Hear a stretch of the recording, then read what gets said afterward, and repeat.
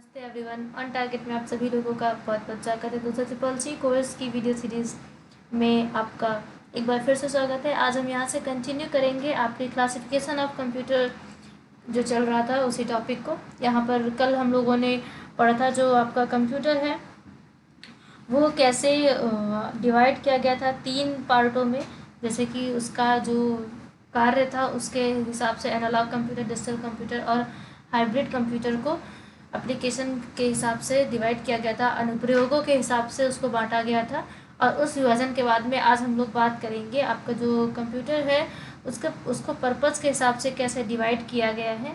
Purpose के हिसाब से आपके कंप्यूटर को 2 भागों में बांटा गया है। पहला है जनरल पर्पज़, दूसरा है स्पेशल पर्पज़ या फिर सामान्य उद्देश्य और विशिष्ट उद्देश्य जिसे कहते हैं। तो जो आपके सामान्य उद्देश्य वाले कंप्यूटर होते हैं, जैसे इनका नाम है कि ये किसी जनरल पर्पज़ के हिसाब से डिज़ाइन किए गए, तो ऑब्वियस सी बात है जो आपके सामान्य काम होंगे, यानी कि जो कुछ सामान्य तरीके से करने वाले काम होते हैं, टास्क होते हैं, सिर्फ उन्हीं को ये कंप्लीट कर सकता है।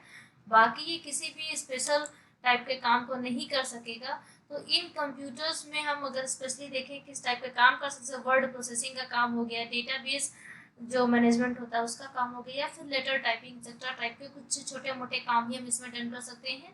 इसमें किसी भी स्पेशल टाइप के काम को नहीं किया जाता है, क्योंकि इसकी कैपेसिटी ही उस हिसाब से नहीं डिज़ाइन की जाती है। इसका जो सीपीयू होता है उसकी जो एफिशिएंसी होती है, काम करने की जो क्षमता होती है, वो एक लिमिट में होती है, या कह सकते हैं कि स्पेशल पर्पज से जो कंप्यूटर डिज़ाइन किए जाते हैं उनकी तुलना में बहुत ही ज़्यादा कम होती है, और ये इतना एफर्ट नहीं कर सकती है कि किसी स्पेशल पर्पज़ को आपके कंप्लीट करा सके। और जो स्पेशल पर्पज़ से कंप्यूटर है वो स्पेशली डिज़ाइन ही इसलिए किए जाते हैं ताकि उनसे कुछ स्पेशल काम लिया जा सके, यानी कि खास तौर पर किसी एक काम के लिए वो डिज़ाइन किए जाते हैं। हर एक क्षेत्र में हर एक स्पेशल काम के लिए अलग तरीके से ये सिस्टम डिज़ाइन किए जाते हैं। जैसे कि अगर हम बात करें तो साइंस की फील्ड में इन कंप्यूटर को डिज़ाइन करने के लिए कोई दूसरा तरीका अपनाया जाएगा। वहीं पर अगर हम बात करें डॉक्टर यानी कि ये आपके मेडिकल के फील्ड में, तो यहाँ पर ये दूसरे हिसाब से डिज़ाइन किए जाते हैं। या फिर यहीं पर अगर हम बात कर लें स्पेस की, तो वहाँ के हिसाब से ये डिज़ाइन किए जाते हैं। मीन्स कि आप किस फील्ड में इसका इस्तेमाल करना चाहते हैं उस फील्ड के हिसाब से इन्हें स्पेशली डिज़ाइन किया जाता है। एंड यही एक रीज़न है कि इनको स्पेशल पर्पज़ कंप्यूटर कहते हैं। देन इसके बाद में हम लोग बात करेंगे माइक्रो कंप्यूटर की। तो जो माइक्रो कंप्यूटर है ये 1970 यानी 1970 सेंचुरी में शुरुआत हुई थी इसकी, और इसका जो आविष्कार था माइक्रो प्रोसेसर था। मीन्स कि यहाँ से माइक्रो प्रोसेसर को इस्तेमाल करना शुरू किया जाने लग गया था। और सीपीयू में ये जो माइक्रो प्रोसेसर आपका लगा रहता है, ये छोटे आकार में और जनरल पर्पस टाइप के कंप्यूटर्स ही हुआ करते थे।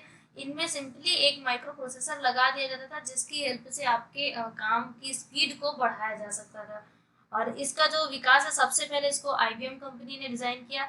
इसमें 8, 16, 32 और 64 बिट के माइक्रो प्रोसेसर्स आपको मिलने लगे। एंड इसके बाद में जो वीएलएसआई होता है, यानी कि वेरी लार्ज स्केल इंटीग्रेशन, थोड़ा सा ध्यान से सुनिएगा, आपके लिए ये क्वेश्चन भी हो सकता है कि वीएलएसआई का फुल फॉर्म क्या होता है।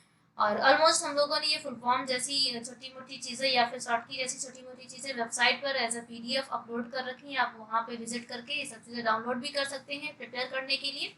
एंड यहाँ पर आप थोड़ा सा केयरफुली हमें सुनते चलिए, जिससे कि आपको एक बार रिमाइंड भी होता चले। वीएलएसआई जो है वेरी लार्ज स्केल इंटीग्रेशन, और यूएलएसआई यानी कि अल्ट्रा लार्ज स्केल इंटीग्रेशन से माइक्रो प्रोसेसर के आकार में कमी आई, जिससे कि इसकी जो एफिशिएंसी है ये बहुत ज़्यादा बढ़ गई, कई गुना इसमें बढ़ोतरी हुई। मल्टीमीडिया और इंटरनेट के विकास में माइक्रो कंप्यूटर की जो उपयोगिता है उसने हर क्षेत्र में पहुंचा दिया। इंटरनेट और मल्टीमीडिया हर जगह यूज किया जाने लग गया था।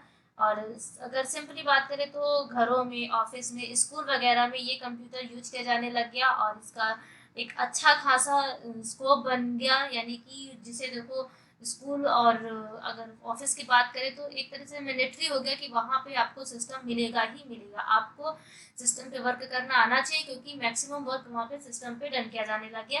और ये सिर्फ इसी वजह से माइक्रो प्रोसेसर जैसी आपको जो सुविधा मिल गई थी, इससे आपके काम आसानी से होने लगे। तो जब काम आसानी से होने लगता है तो हर कोई सोचता है क्यों ना हम इसे अप्लाई करें। तो बस सिंपल सा यही रीज़न था माइक्रो प्रोसेसर आने के बाद में जो चेंजेस आए। माइक्रो कंप्यूटर भी इसी वजह से इसको कहा जा रहा था। आकार में ये छोटा होता है, सस्ता भी होता है और एक माइक्रो प्रोसेसर से काम करता है। दूसरी चीज़ इसकी इफ़िशिएंसी बहुत ही लिमिटेड होती है। ये 4 पॉइंट्स आपको सिंपली याद रखने हैं, जो कि आप कह सकते हैं कि इसके स्पेसिफिक क्वालिटी है इसकी।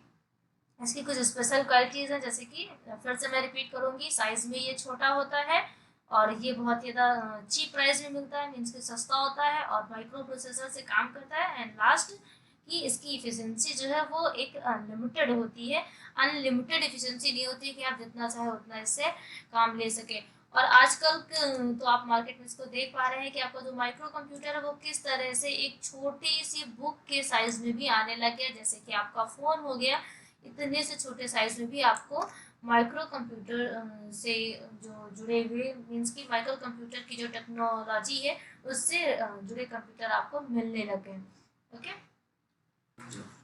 का है ये सबसे पहला मिनी कंप्यूटर आपका एक PDP-8 एक रेफ्रिजरेटर के आकार का आया था और जिसकी जो कीमत है वो $18,000 थी।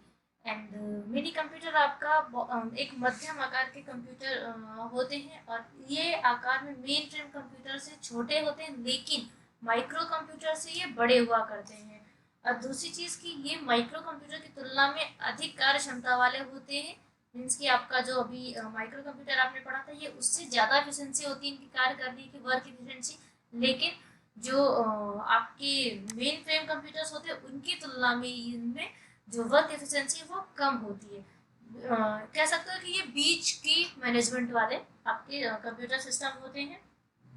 1965 में डेक ने, यानी कि डिजिटल इक्विपमेंट कॉरपोरेशन नामक कंपनी ने इसका आविष्कार किया था। ये माइक्रो कंप्यूटर की तुलना में ज़्यादा काम करते हैं। इस वजह से ये भी कह सकते, इसमें रीज़न ये था कि माइक्रो प्रोसेसर इसमें लगा हो सकता है, एक से अधिक ज़्यादा लगे हो सकते हैं, मीन्स कि एक से ज़्यादा जब माइक्रो प्रोसेसर लगे होते हैं तो ऑब्वियस सी बात है कि इसमें एफिशिएंसी थोड़ी सी बढ़ जाएगी मिनी माइक्रो कंप्यूटर की तुलना में, लेकिन मेन फ्रेम की तुलना में कम रहेगी क्योंकि उसमें कितने माइक्रो प्रोसेसर लगे हैं ये जनरली आप लोग नहीं समझ सकते हैं इस बात को।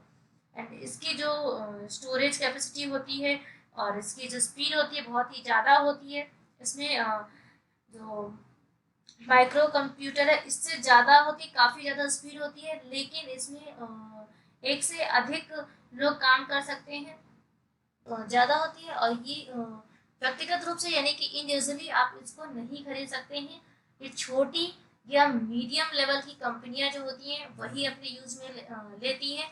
मिनी कंप्यूटर का जो यूज़ है वो रिजर्वेशन सिस्टम या फिर बैंकिंग सेक्टर टाइप में किया जा सकता है, जैसे कि जो आपके एम्प्लॉयमेंट वगैरह होते हैं उनका जो पेरोल तैयार किया जाता है इस तरह की, या फिर जो फाइनेंशियली अकाउंट्स वगैरह होते हैं उनके रख रखाव के लिए, ऐसी चीज़ों में इसका यूज होता है। ये कुछ एग्जांपल्स आपको यहाँ पर नीचे मिल भी जाएंगे जो कि मिनी कंप्यूटर के बारे में बताते हैं।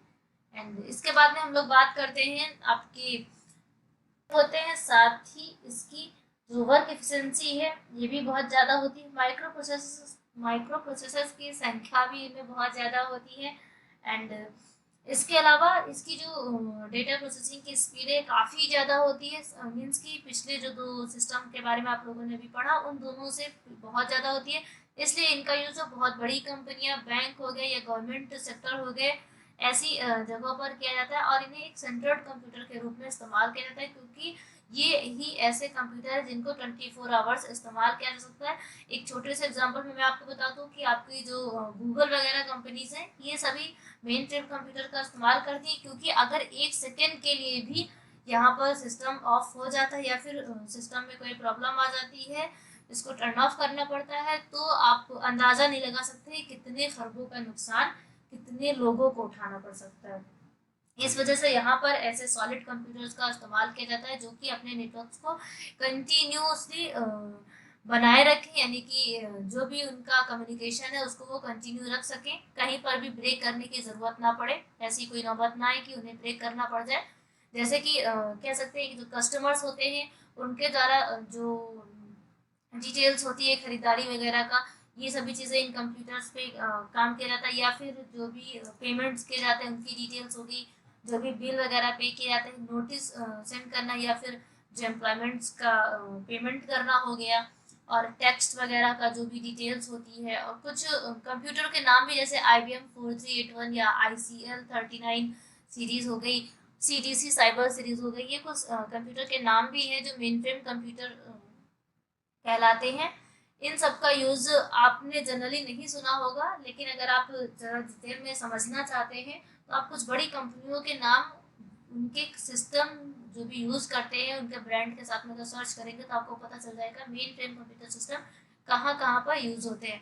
और इनकी कॉस्ट की अगर बात करें तो ये आम लोगों के लिए बहुत ही ज़्यादा महंगे साबित होंगे। और ऐसा इसलिए है ताकि जनरली सब लोग इसे यूज़ भी ना कर सके, क्योंकि अगर सबके बजट में ये कंप्यूटर मिलने लगेंगे तो इनका यूज़ के साथ साथ मिसयूज़ भी होना स्टार्ट हो सकता है। ये नहीं, ये बहुत बड़े होते हैं साइज़ में, इस चीज़ को आप लोग थोड़ा सा ध्यान दे लीजिएगा। ये साइज़ में बहुत ही बड़े होते हैं। और दूसरी चीज़ की, ये नॉर्मली आप लोग याद रख सकते हैं सीक्वेंस में, अगर आप लोग नाम याद रखेंगे, जैसे कि आपका जो मिनी मिनी कंप्यूटर हो गया, इसके बाद में आपका माइक्रो हो गया, एंड आपका मेन फ्रेम हो गया। जब आप सीक्वेंस में याद रखेंगे तो आपको नॉर्मली वैसे भी याद रहेगा सीक्वेंस वाइज इनका साइज और इनकी जो स्टोरेज कैपेसिटी है, इनकी जो वर्क एफिशिएंसी और इनकी जो स्पीड है डेटा प्रोसेसिंग की, उसी हिसाब से उसी सीक्वेंस से ये बढ़ती रहती है। और इसके बाद में हम लोग बात करेंगे सुपर कंप्यूटर के बारे में। बहुत ही ज़्यादा यूज़ है, मीन्स कि बहुत ही ज़्यादा विशाल साइज उसका होता है। इसकी जो वर्क एफिशिएंसी ये भी अनलिमिटेड है, मीन्स कि बहुत ही ज़्यादा है। इसे नॉन वन ह्यूमन सिद्धांत, यानी कि जो नॉन वन ह्यूमन कॉन्सेप्ट है, उस पर बनाया गया था। और इसके अलावा इसमें बहुत सारे माइक्रो प्रोसेसर्स और बहुत सारी डिवाइस लगी हुई होती हैं। इसे स्पेशल वर्क के लिए यूज़ में लिया जाता है। सुपर कंप्यूटर सबसे अधिक शक्तिशाली और सबसे ज़्यादा महंगा, मीन्स की कॉस्टली मिलने वाला आपका सिस्टम है। इसमें कई सारे प्रोसेसर जो हैं वो पैरेलल सीरीज में लगे हुए होते हैं। इस प्रोसेस को पैरेलल प्रोसेसिंग भी कहते हैं। इस तरह इसमें पैरेलल प्रोसेसिंग और मल्टी प्रोसेसिंग उपयोग यूज़ किया जाता है, मीन्स के उपयोग किया जाता है। इसकी जो इसकी जो की होती है, इस पर एक या एक से ज़्यादा, मीन्स की मल्टी यूज़र इसमें काम कर सकते हैं, और इसीलिए इसको मल्टीटास्किंग सिस्टम भी कहा जाता है। अगर आपसे पूछा जाए मल्टीटास्किंग सिस्टम कौन सा होता है, यानी कि मल्टीटास्किंग टाइप के कंप्यूटर सिस्टम कौन से होते हैं, तो सबसे पहले आपका नाम होगा सुपर कंप्यूटर। और अगर इसमें आपसे नाम भी पूछ लिया जाता तो आप कुछ ब्रांड के नाम भी बता सकते हैं। स्पेशली बहुत ही ज़्यादा फेमस जो इंडिया का पहला सुपर कंप्यूटर रहा है, परम जिसको कहते हैं, आप उसका नाम भी मेंशन कर सकते हैं, या फिर आप क्रे टू मेंशन कर सकते हैं, सीरीज क्रे XMP, या फिर निक को भी आप बता सकते हैं। ये सभी सुपर कंप्यूटर के नाम हैं। एंड जो पैरेलल प्रोसेसिंग में किसी भी काम को अलग अलग पार्ट्स में डिवाइड करके प्रोसेसर को एक मल्टीटास्क करने के लिए कमांड देता है, इस तरह से ये अपने वर्क को ये हैंडल करता है। मीन्स एक एग्जांपल के थ्रू अगर मैं आपको समझाने की कोशिश करूँ तो कह सकते हैं कि आपको बहुत सारा काम अगर अकेले दे दिया जाए तो वो करना बहुत कठिन होगा, लेकिन वहीं पर आपके साथ में 10 लोग दे दिए जाए कि आपको इन 10 लोगों से काम कराना है, तो बहुत ही इजीली आप उसे डन कर सकते हैं। बिल्कुल वैसे ही यहाँ पर एक माइक्रो प्रोसेसर या से ना करा करके बहुत सारे प्रोसेसर्स में शेयर कर दिया जाता है, और उसके बाद में ये काम को बहुत ही कम टाइम में और बहुत ही अच्छे तरीके से प्रेजेंट कर देता है। एंड जो आपका ये कंप्यूटर है परम कंप्यूटर, ये पहला सुपर कंप्यूटर है आपके इंडिया का। जो वर्ल्ड का पहला सुपर कंप्यूटर, उसको Cray-K1 कहते हैं। Cray-K1S नाम है इसका। इसको 1979 में अमेरिका के क्रे रिसर्च कंपनी में बनाया गया था। और ध्यान से सुनिएगा इस बात को, अगर वर्ल्ड का पूछा जाता है तो आप उसको Cray-K1S कहेंगे, जिसको 1979 में अमेरिका की क्रेके रिसर्च कंपनी में बनाया गया था। लेकिन अगर इंडिया के बारे में पूछा है तो आप परम के बारे में नाम लेंगे, जिसको इंडिया में ही बनाया गया था। ओके। एंड जो सुपर कंप्यूटर, इसके नाम भी मैंने आपको बताया, एक बार फिर से रिपीट कर देते हैं। Cray-2, Cray XMP24 और NIC 500 एक्सेट्रा, ऐसे आपको कुछ कंप्यूटर सिस्टम के ब्रांड भी मिल जाएंगे। अगर इसके यूज़ की बात करें तो ये साइंटिफिक और रिसर्च टाइप के कामों में यूज किया जाता है, या फिर जो स्पेस के वर्क होते हैं उनमें इस्तेमाल करते हैं। परमाणुओं को बनाने में काम किया जाता है, और बहुत ही हाई क्वालिटी वाले एनिमेशन वगैरह बनाने के लिए इन कंप्यूटर सिस्टम का इस्तेमाल किया जाता है, क्योंकि नॉर्मली हमारे कंप्यूटर सिस्टम इतनी क्वालिटी की चीज़ों को नहीं झेल सकते। पेट्रोलियम वगैरह की जो खाने होती हैं उनको पता करने के लिए बनाया जाता है, या फिर आपका जो मौसम डिपार्टमेंट है उसके बारे में, और आपकी जो कह सकते हैं जोग्राफिकल जितने भी व्यूज़ होते हैं, आपको जितने भी आपको आंकड़े मिलते हैं, वो सभी चीज़ें इन कंप्यूटर सिस्टम से देखी जाती हैं। या फिर कंप्यूटर पर बहुत सारे सब क्रिटिकल टेस्ट भी किए जाते हैं, और इसी तरह की बहुत सारी चीज़ें हैं जो कि आप नॉर्मली अपने छोटे मोटे सिस्टम से, मीन्स की मिनी और माइक्रो या फिर अपने इन सभी मेन फ्रेम कंप्यूटर वगैरह पे नहीं कर सकते हैं। उन्हें करने के लिए आपको सुपर कंप्यूटर जैसी एक बड़ी मशीन, एक बड़ी डिवाइस की ज़रूरत पड़ेगी। और अगर परम सुपर कंप्यूटर के बारे में मैं आपको थोड़ी सी डिटेल देना चाहूँ तो इसका निर्माण CDEC पुणे में हुआ था, centre of development of advanced computing. इसको 1988 में बनाया गया था। इसकी जो कैलकुलेटिंग एफिशिएंसी है ये 100 गीगा फ्लॉप यानी कि 1 खरब कैलकुलेट करना पर सेकेंड के बराबर हो जाती है। इसको बनाने के लिए जो भी क्रेडिट गया वो CDEC को जाता है, विजय भास्कर जो है उनको जाता है। CDEC ने परम पद्म नाम से भी एक सुपर कंप्यूटर को बनाया था। इस तरह के सुपर कंप्यूटर जो आपका वर्ल्ड है उसके कुछ गिने चुने देशों में, मीन्स के 5 देशों में पाए जाते हैं, जैसे कि अमेरिका, जापान, चीन, इसराइल और भारत। सिर्फ 5 देश ऐसे हैं जहाँ पर ऐसे सुपर कंप्यूटर्स पाए जाते हैं। और इन सुपर कंप्यूटर की कुछ सीरीज भी अवेलेबल है, उनकी डिटेल्स आपको अलग से मिल जाएगी। फिर कभी इन सभी चीज़ों में डिटेल पे चर्चा करेंगे। आते हैं वापस आपके कोर्स के अकॉर्डिंग, बढ़ते हैं आगे की ओर। तो जनरली कंप्यूटर जैसे जैसे डेवलप होता गया, तो कोई चीज़ अगर पहले से थोड़ा सा डेवलप करती है एक स्टेप, तो जो उसका पिछला स्टेप रहा होगा उसको हम हिस्ट्री मानते हैं। तो इसी वजह से कंप्यूटर जैसे जैसे डेवलप करता गया, तो पिछली जो भी चीज़ें उन्हें भी लोगों को पता होना चाहिए। इसी सीक्वेंस को लोगों को बताने के लिए, समझाने के लिए कंप्यूटर की इन स्टेप जो डेवलप करने के स्टेप्स हैं इनको पीढ़ियाँ कहा गया, यानी कि जनरेशन ऑफ कंप्यूटर कहा गया, और जिसमें क्लासिफाई कर दिया गया कि इतने से इतने समय तक, यानी कि जहाँ पर इन चीज़ों का इस्तेमाल हो रहा था, ये कौन सी, ये फर्स्ट पीढ़ी यानी कि ये फर्स्ट जनरेशन है, फिर ये सेकेंड जनरेशन, देन ये third and fourth and fifth. 5 generation में आपके कंप्यूटर को जो कंप्यूटर का डेवलपमेंट है उसको डिवाइड किया गया है। सबसे मेन चीज़ कि आपको बहुत जगह पर बहुत सारे सन मिल जाते हैं, लेकिन ऐसा कोई भी एक एग्जैक्ट आपको नहीं मिल पाएगा डेट की, कौन सी डेट से लेकर के कौन सी डेट तक को हम फर्स्ट जनरेशन डिफाइन कर सकते हैं। इसलिए आप सन को ना देख करके सिर्फ इतना देखिएगा कि जो जनरेशन में चेंजेस हुए हैं उन चेंजेस के आधार पे आपको याद रहना जरूरी है। जैसे कि आपकी जो फर्स्ट जनरेशन है उसमें वैक्यूम ट्यूब के बारे में बात होती है। देन आपकी जो सेकेंड जनरेशन है उसमें ट्रांजिस्टर आ जाता है। थर्ड जनरेशन में आपकी जो है आर्टिफिशियल।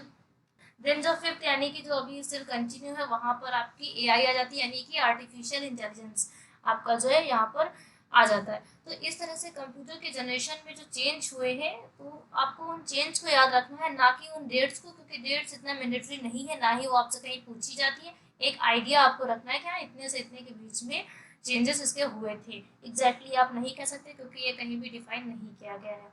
और जनरेशन क्यों कहा गया ये चीज़ अब आपको समझ में आ गई, तो एक बार हम लोग नज़र डाल लेते हैं। इन 5 जनरेशन अबाउट का आइडिया रहना जरूरी है, लेकिन आप एग्जैक्टली इसे नहीं कह सकते हैं कि यहाँ से यहाँ तक ही आपकी वैक्यूम ट्यूब्स की जनरेशन चली। जस्ट बिकॉज ऑफ आपको अलग अलग बुक में अलग अलग आपको रिसोर्सेज पर अगर आप इसे सर्च करेंगे तो डिफरेंट डेट मिल जाएंगी। तो इसी वजह से मैं इस चीज़ को बिल्कुल सपोर्ट नहीं करता। 1946 से 1958 के नियर अबाउट में जो वैक्यूम ट्यूब्स का चलन चल रहा था उसे हम फर्स्ट जनरेशन में गिनते हैं। देन इसके बाद में सेकेंड जनरेशन में हम जब ट्रांजिस्टर का यूज़ होना इस्तेमाल होना शुरू हो जाता है तो उसको हम सेकेंड जनरेशन कहने लग जाते हैं। देन थर्ड जनरेशन में आपके इंटीग्रेटेड सर्किट आ जाती है, और इसी तरह फोर्थ जनरेशन हम तब कहते हैं जब माइक्रो प्रोसेसर का यूज़ करना हम लोगों ने स्टार्ट कर दिया था। ये लगभग 1971 से 1994 के बीच की बात है।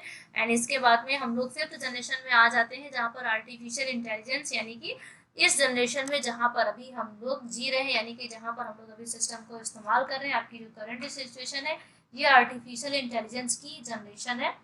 एंड वन बाय वन करके हम लोग थोड़ा थोड़ा सा जनरेशन पर भी नज़र डालेंगे। एक बार मैं फिर से रिमाइंड करा दूँ, यहाँ के जो भी नोट्स हैं उनकी PDF आपके लिए ऑलरेडी तैयार है, वो आपको हमारी वेबसाइट पर मिल जाएंगी। उसका लिंक आपको डिस्क्रिप्शन में दिया गया है, वहाँ से आप विजिट कीजिए। शॉर्ट की वगैरह और आपके जो भी ये फुल फॉर्म वगैरह हो गई, इन सभी चीज़ों की भी डिटेल आपको वहाँ पर मिल जाएगी। तो आप तब तक के लिए आप वीडियो को पॉज करके स्क्रीनशॉट ले सकते हैं किसी चीज़ की आप कंटिन्यूसली प्रिपरेशन कर रहे हैं। लेकिन इसके अलावा अगर आप अपने नोट्स बनाना चाहते हैं तो उसके लिए आपको सारी डिटेल्स मिल जाएंगी, बिल्कुल भी परेशान होने की ज़रूरत नहीं है। चलिए नेक्स्ट हम लोग देखते हैं, एक एक करके जनरेशन पर थोड़ी सी नज़र डालेंगे। फिर करीब ये बनाया गया था, यहाँ से कंप्यूटर की शुरुआत हुई थी कह सकते हैं। इसको न्यूमेरिकल इंटीग्रेटर एंड कैलकुलेटर यानी एनईए आपका जो पहला सिस्टम था उसका ये फुल नाम है, आपको आना चाहिए। आपका जो पहला कंप्यूटर उसको electronic numerical integrator and calculator कहते हैं यानी कि एनईए कहते हैं। इसका जो इन्वेंशन था वो जेपी एकर्ट ने किया था। एंड इसके साथ में इनके एक हेल्पर थे जो जे डब्ल्यू मॉकली नाम से जाने जाते हैं। इलेक्ट्रॉनिक सिग्नल को कंट्रोल करने के लिए या फिर इसे स्प्रेड करने के लिए वैक्यूम ट्यूब्स का यहाँ पर यूज़ किया जाता था। आपके लिए जानने वाली जो इम्पोर्टेंट चीज़ें हैं वो ये है कि जो आपका फर्स्ट जनरेशन है वहाँ पे यूज़ होने वाले कंप्यूटर सिस्टम का नाम क्या था, वो है एनईए यानी electronic numerical integrator and calculator. Then इसको किसने बनाया था, तो JP Eckert and J W Mauchly ने इसको बनाया था, डिज़ाइन किया था। एंड वैक्यूम ट्यूब्स यहाँ पर यूज़ होने वाला एक इलेक्ट्रॉनिक मीडियम था। और ये कंप्यूटर काफ़ी भारी भरकम हुआ करते थे, काफ़ी बड़े हुआ करते थे। इन दिनों पर कंप्यूटर कह सकते हैं कि एक किसी का एक सपना ज़रूर पूरा हुआ, लेकिन ये इतना ज़्यादा बड़े होने की वजह से बहुत ज़्यादा गर्मी भी इनमें से निकलती थी और इसमें टूटने फूटने की बहुत ही ज़्यादा पॉसिबिलिटीज़ होती थी, खराब होने की बहुत ज़्यादा पॉसिबिलिटीज़ हुआ करती थी। इसकी जो कैलकुलेशन स्पीड है वो भी काफ़ी कम थी और इफ़िशिएंसी भी काफ़ी कम थी। इसमें जो फर्स्ट जनरेशन के कंप्यूटर ही कितना ज़्यादा स्थान लेते थे, मीन्स कितना स्पेस लेते थे कि तकरीबन आप कह सकते हैं एक कमरे के बराबर का इनका साइज़ हुआ करता था। और इसमें जो स्टोर करने की टेक्निक थी वो 0 1 यानी कि जो मशीन लैंग्वेज आपकी 0 1 है उसके फॉर्म में इसमें चीज़ें स्टोर की जाती थी। इसमें ऑपरेटिंग सिस्टम का यूज़ किया जाता था, स्पेशली इसमें ऑपरेटिंग सिस्टम का यूज़ किया जाता था एक्चुअली। और इसमें कुछ आपके कार्ड और कुछ टेप, कुछ इसमें मैग्नेटिक टेप यूज़ किए जाते थे इनपुट और आउटपुट डिवाइस की तरह। यहाँ पर जो मशीन कोड है वो आपके जो इलेक्ट्रिक वायर्स होते हैं उसकी बोर्ड लैंग्वेज में लिखा जाता था या फिर उसकी लैंग्वेज में इस्तेमाल किया जाता था। वीडियो आकार में बहुत ज़्यादा बड़े हुआ करते थे। आपको मेनली यही कुछ पॉइंट्स अपने माइंड में सेट करके रखने हैं, भले ही आप पूरी डिटेल्स एक बार के लिए स्किप कर जाते हैं पर इन्हें ज़रूर याद रखिएगा। दूसरी चीज़, इन कंप्यूटर्स में स्पेशली वैक्यूम ट्यूब्स या डायोड वाल्व का इस्तेमाल किया जाता था। ये इलेक्ट्रॉनिक इसके पार्ट्स थे। वैक्यूम ट्यूब और डायोड वाल्व एक ऐसे पार्ट है जिनका इसमें स्पेशली यूज किया जाता था। इनकी डेटा प्रोसेसिंग की स्पीड बहुत ही कम थी और जो फर्स्ट जनरेशन के कंप्यूटर हैं इनकी ये मशीन लैंग्वेज पर काम करते थे। सारे डेटा को ये अपने 0 1 के कमांड में स्टोर करते थे या फिर 0 1 के कमांड में ही एक्सेप्ट करते थे। इसमें जो डेटा स्टोर है इसके लिए पंच कार्ड का यूज किया जाता था। जैसे अभी आप मेमोरी कार्ड इस्तेमाल करते हैं वैसे पहले पंच कार्ड का इस्तेमाल किया जाया करता था।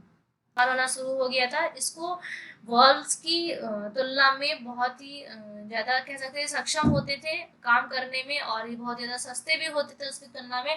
ट्रांजिस्टर का जो साइज़ था वो वैक्यूम ट्यूब्स के साइज़ की तुलना में काफ़ी छोटा था। कंप्यूटर छोटे थे, इनकी जो कैलकुलेशन स्पीड थी वो ज़्यादा थी पहले की तुलना में और अच्छी भी थी। और इसके साथ साथ इसका साइज़ भी छोटा था, कम गर्मी भी इनमें से निकलती थी, मीन्स की जो इसकी हीटिंग है वो भी कम हो गई थी। और इसमें कोबोल फोर्ट्रान जैसी असेंबली लैंग्वेज प्रोग्रामिंग इस्तेमाल की जाने लग गई थी। विलियम शॉकले और उनके कुछ हेल्पर जो साइंटिस्ट थे अमेरिका की बेल लेबोरेटरीज में ट्रांजिस्टर को इन्होंने बनाने में हेल्प किया। ट्रांजिस्टर को इन लोगों ने तैयार किया। ये एक ऐसा इलेक्ट्रॉनिक पार्ट्स था जो कि सेमी कंडक्टर टाइप के मटेरियल से मिल करके बना हुआ था और वैक्यूम ट्यूब से कहीं ज़्यादा अच्छी इसकी वर्क एफिशिएंसी थी। सेकेंड जनरेशन में आकर के कंप्यूटर्स में जो मेन कंपोनेंट्स है उसके रूप में यहाँ पर हम लोगों ने ट्रांजिस्टर का इस्तेमाल करना शुरू कर दिया था कंप्यूटर्स की। उसके बारे में इस पीढ़ी में हम कंप्यूटर में वैक्यूम ट्यूब के साथ साथ ट्रांजिस्टर का भी यूज़ करने लग गए थे। अब कोई चीज़ अगर आप पहले से बनाते हो तो आप उसे फेंक तो नहीं देते हो अचानक से। वैक्यूम ट्यूब भी चल रहा था लेकिन साथ साथ में आपका ट्रांजिस्टर भी मार्केट में आ गया था। इस पीढ़ी के कंप्यूटर की प्रोसेसिंग स्पीड जो है पहली पीढ़ी के कंप्यूटर यानी कि जो फर्स्ट जनरेशन उनकी तुलना में काफ़ी ज़्यादा थी, पहले की तुलना में ज़्यादा थी। तभी जाहिर सी बात है इसको इतनी सराहना मिली, इसको डेवलप आप तभी कहेंगे। एंड इसके बाद में डेटा स्टोर करने के लिए यहाँ पर मैग्नेटिक टेप यूज किया जाता था। ये पॉइंट आपके लिए इम्पोर्टेंट है, आप इसको अपने माइंड में रखिएगा कि पहले हम लोग डेटा स्टोर करने के लिए पंच कार्ड का इस्तेमाल करते थे और यहाँ पर मैग्नेटिक टेप का इस्तेमाल करते हैं। इसमें काम करने के लिए असेंबली लैंग्वेज का यूज होता है। मशीनी भाषा की तुलना में काफ़ी आसान होती है असेंबली लैंग्वेज। और यहाँ पर जो कंप्यूटर्स बने हुए थे इस जनरेशन में, उनका स्पेशली नाम क्या था, यूनिवैक, IBM 700 या फिर एटलस टाइप के कुछ कंप्यूटर सिस्टम यहाँ पर डिजाइन किए गए। ये एक ब्रांड नाम है, इन्हें आप याद रख सकते हैं अगर आपसे कोई पूछता सेकेंड जनरेशन में कौन से कंप्यूटर सिस्टम यूज किए जाते थे। देन बात करते हैं हम लोग नेक्स्ट किया जाने लग गया था, मीन्स कि अब यहाँ पे आपकी जो चिप का सिस्टम था ये सिस्टम आ चुका था। यहाँ पर माइक्रो प्रोसेसर यहाँ पर आपका जो प्रोसेस की जा रही थी तो उसका रिजल्ट यही निकला कि एक सिलिकॉन चिप जिसको हम IC कहते थे यानी कि इंटीग्रेटेड सर्किट कहते थे, इसका निर्माण हुआ और कंप्यूटर में इसका यूज होने लग गया। इसके जो भी रिजल्ट्स थे इससे ये हुआ कि आप कंप्यूटर अभी तक के सबसे छोटे साइज में मार्केट में आ गए और इसको हैंडल करना या फिर इसको संभालना बहुत ज़्यादा आसान हो गया। यहाँ पर जो इनकी स्पीड है ये माइक्रो सेकेंड से नैनो सेकेंड तक आ गई। इस पीढ़ी में फोटॉन सेकेंड से लेकर के फोटॉन फोर्थ तक की लैंग्वेज डेवलप हो गई। कोबोल, पास्कल या फिर यहाँ पे बेसिक और एल्गोल टाइप की लैंग्वेज भी, यहाँ पे हाई लेवल लैंग्वेज जो थी वो भी डेवलप हो गई। थर्ड जनरेशन जो थी यहाँ के कंप्यूटर्स में एक तरह से कह सकते हैं बहुत ही भयानक सा बदलाव हो गया, जहाँ पर कि साइंटिस्ट ने सैकड़ों ट्रांजिस्टर्स को मिला करके एक मोस्ट पावरफुल इलेक्ट्रॉनिक पार्ट से इंटीग्रेटेड सर्किट को बनाया और इसे थर्ड जनरेशन के कंप्यूटर में इस्तेमाल करके एक तरह की क्रांति ला दी थी कंप्यूटर की जो भी ये हिस्ट्री थी, इस हिस्ट्री में क्रांति ला दी थी। अपने माइंड में रखनी है क्योंकि यहाँ से बेसिकली आपके क्वेश्चंस जनरली बन जाया करते हैं। जैसे कि जो ये थर्ड जनरेशन आपकी थी, यहाँ के जो कंप्यूटर सिस्टम थे इनमें ट्रांजिस्टर की जगह पर IC आ गया था, यानी कि इंटीग्रेटेड सर्किट का इस्तेमाल होने लग गया था, जो कि ट्रांजिस्टर से बहुत ज़्यादा पावरफुल थे। कॉमन सेंस की बात है, हमारी जैसे जैसे जनरेशन के हिसाब से डेवलप होती जा रही है कंप्यूटर सिस्टम में, वैसे वैसे डेवलपिंग के हिसाब से जो भी चीज़ बाद में आ रही है वो पहले की तुलना में बहुत ही ज़्यादा उसके कंपैरिजन में अच्छी होगी। जैसे कि अगर बात करते हैं हम लोग IC इंटीग्रेटेड सर्किट की, तो पावरफुल है ट्रांजिस्टर की तुलना में। इंटीग्रेटेड सर्किट जो है वो ट्रांजिस्टर की तुलना में छोटा है और इसके अलावा इसके छोटे होने के कारण से ये रिजल्ट मिल गया कि आपके जो कंप्यूटर सिस्टम है उनका भी साइज काफ़ी छोटा हो गया। इन कंप्यूटर्स में इलेक्ट्रिक सर्किट्स का आकार छोटा होने से इनकी प्रोसेसिंग स्पीड भी बड़ी हो गई, इसमें हीटिंग भी कम होने लगी, मीन्स कि इसकी गर्मी भी कम होने लगी और इसमें हाई लेवल लैंग्वेज का इस्तेमाल किया जाने लग गया, जिसकी वजह से ये फायदा हुआ कि इजीली डिज़ाइन किया जाना आसान हो गया बहुत ही। और इसके अलावा जो इस जनरेशन में कंप्यूटर्स को कंट्रोल करने के लिए एक ही पर्सन की ज़रूरत पड़ती थी। इससे पहले जब कंप्यूटर का साइज एक कमरे जैसा होता है तो आप समझ सकते हैं कि उस कंप्यूटर को हैंडल करने के लिए कितने लोगों की ज़रूरत पड़ती रही होगी। इस पीढ़ी में निर्मित जो कंप्यूटर्स थे वो उनका स्पेशली नाम जैसे PDP सीरीज़ के कंप्यूटर्स हो गए या फिर CDC सीरीज़ के 1700 एक्सेट्रा टाइप के कंप्यूटर्स हो गए, कुछ ही नाम यहाँ पर मैंने मेंशन कर रखे हैं। इसी टाइप के कंप्यूटर सिस्टम आपको इस जनरेशन में मिल जाएंगे। नेक्स्ट हम लोग देखते हैं फोर्थ आपके जो जनरेशन है उसमें हमें कौन से चेंजेस आकर के मिलने लग गए थे। और VLSI यानी very large scale integrated circuit जो आपको मिली थी, इससे जो चिप थी ये करीब 5000 ट्रांजिस्टर और कुछ अदर्स भी सर्किट को इसमें एक साथ लगाया जा सकना पॉसिबल हो गया। इस वजह से जो फोर्थ जनरेशन के कंप्यूटर्स थे ये और भी ज़्यादा more than third, second and fourth generation के पावरफुल हो गए। इसमें डेस्कटॉप कंप्यूटर, पर्सनल कंप्यूटर यानी कि PC जिसे कहते हैं, ऐसे कंप्यूटर्स यहाँ पर मार्केट में आ गए। ये वो कंप्यूटर थे जो कि अब धीरे धीरे करके आप हर तीसरे चौथे पर्सन के पास पा जाएंगे। इस पीढ़ी में जो भी कंप्यूटर थे ये शेयरिंग करने में और रियल टाइम वर्किंग नेटवर्किंग में, इसके अलावा ऑपरेटिंग सिस्टम में बहुत ही ज़्यादा एक तरह से तबाही लेकर के, क्रांति लेकर के आगे।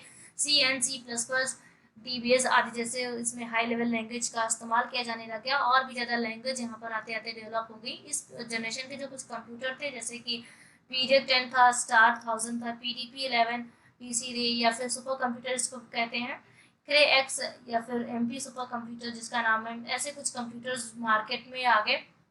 इसके बाद में देखते हैं इसकी कुछ कैरेक्टरिस्टिक्स के बारे में। और इसके अलावा इस जनरेशन में कंप्यूटर्स पहले की तुलना में बहुत ज़्यादा पोर्टेबल कंप्यूटर की श्रेणी में आ गए, यानी कि सीरीज में आ गए। Desktop computer, notebook computer, laptop या फिर कंप्यूटर, ये जो आपके लैपटॉप कंप्यूटर वगैरह धीरे धीरे ये सभी चीज़ें आप इनको नाम सुनते ही जान जाएंगे कि इनका साइज़ कितना छोटा हो गया है कमरे की तुलना में। तो ये कितने ज़्यादा पोर्टेबल हो गए, एक जगह से दूसरी जगह ले जाना इनको आसान हो गया। इस जनरेशन के जो कंप्यूटर्स हैं इनकी प्रोसेसिंग स्पीड भी काफ़ी तेज़ हो गई। पिछली जो तीनों पीढ़ियाँ आपने पढ़ी है पिछली तीनों जनरेशन की तुलना में बहुत ही ज़्यादा इनकी स्पीड बढ़ गई है। इसके अलावा माइक्रो सेकेंड में और नैनो सेकेंड में भी ये वर्क करने लग गए। इसमें जो हीटिंग को कंट्रोल करने की एफिशिएंसी थी ये भी काफ़ी ज़्यादा बढ़ गई। मीन्स कि ये अपना एनवायरनमेंट के अकॉर्डिंग भी काम करने में थोड़ा सा एडजस्टमेंट सीख गए ये सारे सिस्टम।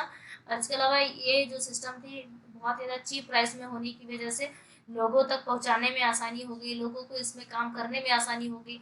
अगर कोई सोचता है खरीदने की तो एक बार के लिए सुपर कंप्यूटर नहीं खरीद सकता, लेकिन फोर्थ जनरेशन में आए हुए इन कंप्यूटर्स को खरीदना लोगों के लिए आसान हो गया था। इन्हें एक जगह से दूसरी जगह पर वही ले जाना आसान था क्योंकि इनका वजन भी कम था और इनका साइज भी काफ़ी छोटा था।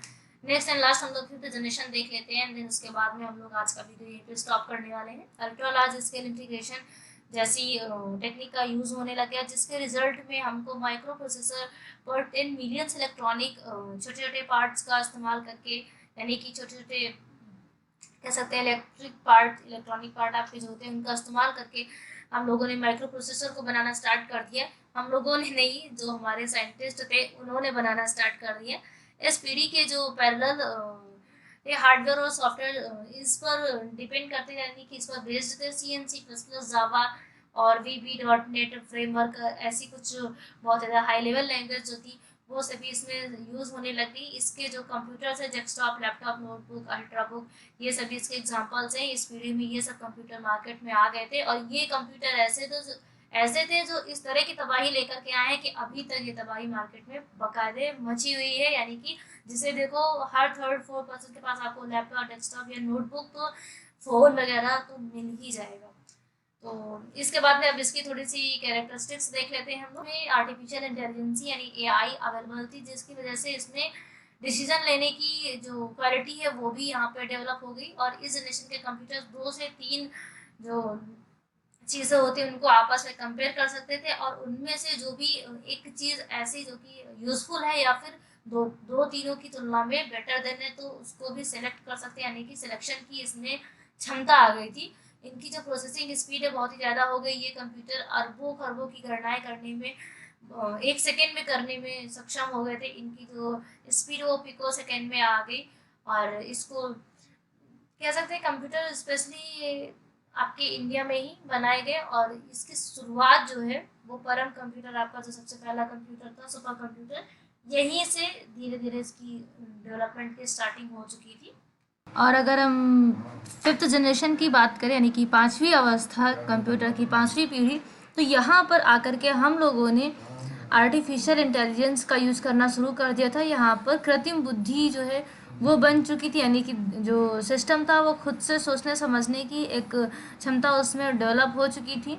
ULSI यानी अल्ट्रा लार्ज स्केल इंटीग्रेशन का इसमें इस्तेमाल किया गया। इसका रिजल्ट ये निकला कि जो माइक्रो प्रोसेसर चिप है उस पर 10 मिलियन से इलेक्ट्रॉनिक जो पार्ट्स होते हैं उनको यूज़ किया गया, यानी कि इनकी हेल्प से एक ऐसा हार्डवेयर और सॉफ्टवेयर बनाया गया जिसमें कि एक छोटे से सिस्टम में और बहुत ही ज़्यादा अच्छी फैकल्टीज़ आप लोगों को दी जा सके। C++, जावा, VB.NET frame work chapter type की जो हाई लेवल लैंग्वेज थी यहाँ पर वो इस्तेमाल की जाने लग गई। इस दौरान जो कंप्यूटर इस्तेमाल हो रहे थे, यानी कि अभी जो कंप्यूटर्स इस्तेमाल हो रहे हैं उनके नाम में डेस्कटॉप, लैपटॉप, नोटबुक, अल्ट्राबुक ये टाइप्स ऑफ सिस्टम है। यहाँ पर कोई ब्रांड नेम नहीं दिया गया। जैसे पहले हम लोग ब्रांड नेम पढ़ रहे थे तो वहाँ पर ब्रांड नेम था, यहाँ पर ब्रांड नेम नहीं दे रहे हैं। यहाँ पर सिर्फ हम आपको कुछ टाइप्स दे रहे हैं, जैसे desktop, laptop, notebook, ultrabook etcetera. आपका फ़ोन, मोबाइल फ़ोन, ये स्मार्ट जो मोबाइल फ़ोन होता है उनकी बात हो रही है यहाँ पे। ये सभी चीज़ें आपके फिफ्थ जनरेशन के ही एग्जाम्पल्स हैं। ओके, अगर हम इसके कैरेक्टरिस्टिक्स की बात करें तो यहाँ पर VLSI और ULSI टेक्निक्स का यूज़ होना शुरू हो चुका था और इन कंप्यूटर्स में AI that is artificial intelligence आ चुका था और इसकी वजह से इसमें डिसीजन मेकिंग की जो क्वालिटी है वो भी डेवलप हो चुकी थी। इस दौरान के जो कंप्यूटर्स है उसमें दो या तीन चीज़ें आपस में कंपेयर करके उनमें से कौन सी बेटर देन है वो बताने की क्वालिटी भी आ चुकी थी, और इनकी प्रोसेसिंग स्पीड जो है वो काफ़ी अच्छी थी और इफ़ेक्टिव थी। इसके अलावा ये कंप्यूटर्स अरबों की गणनाएं जो होती हैं, मीन्स की अरबों खरबों की जो यहाँ पे कैलकुलेशन होती है उसको एक सेकंड में कर लेते थे। इनकी जो स्पीड है वो पिको सेकंड तक पहुँच चुकी थी। मीन्स कि इतनी कम टाइम ड्यूरेशन में इतने बड़े बड़े कैलकुलेशन कर पाना ये इतना इजी नहीं है। ये तभी पॉसिबल हुआ जब धीरे धीरे हमारे कंप्यूटर सिस्टम के क्षेत्र में लगातार काम हो रहे थे, लगातार इसको डेवलप करने के लिए वर्क किया जा रहा था। इस दौरान के जो कंप्यूटर है वो स्पेशली, जैसे कि भारत की अगर बात करें तो भारत में ही बना हुआ पहला कंप्यूटर आपका जो था परम था। ये सबसे पहला कंप्यूटर था जो आपकी 5th जनरेशन में आकर के इंक्लूड होता है। तो इस तरह से 5वीं पीढ़ी आपकी अभी भी कंटिन्यू है। अभी भी इस समय हम लोग 5वीं पीढ़ी के सिस्टम्स पर वर्क कर रहे हैं। तो फ्रेंड्स, आज के लिए इतना ही। आई होप आज का वीडियो आपको पसंद आया हो। प्लीज़ वीडियो को पसंद आया हो तो लाइक करना मत भूलिएगा। आपकी कोई भी क्वेरी है तो आप हमसे कमेंट में पूछ सकते हैं। अपने दूसरे दोस्तों तक भी हमारे इस वीडियो को पहुंचाइए। ट्रिपल सी कोर्स को स्टार्ट करने में थोड़ी सी देरी हो गई, लेकिन अभी कोशिश करेंगे हम लोग कंटिन्यूसली वीडियोस अपलोड होते रहें। तो आप अपने दूसरे दोस्तों को भी जोड़ सकते हैं जिनसे कि उनकी भी तैयारी हो सके। Thank you for watching this video. Keep supporting, keep your love with thumbs up.